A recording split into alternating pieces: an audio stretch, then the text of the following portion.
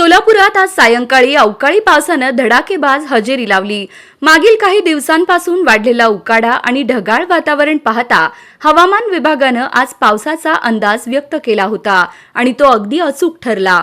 सायंकाळी साधारण 6 वाजण्याच्या सुमारास आकाशात काळे ढग दाटून आले आणि काही क्षणातच मेघगर्जना आणि विजांचा कडकडाट करत मुसळधार पावसाला सुरुवात झाली। अचानक आलेल्या या पावसामुळे रस्त्यांवर असलेले नागरिक, दुकानदार, फेरीवाले यांची एकच धांदल उडाली।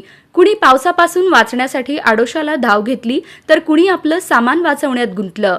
दुसरीकडे लहान मुलांनी पावसाच्या पाण्यात खेळण्याचा आनंद घेतला। आपण ही दृश्य राजनीती चॅनलच्या माध्यमातून पाहत आहात।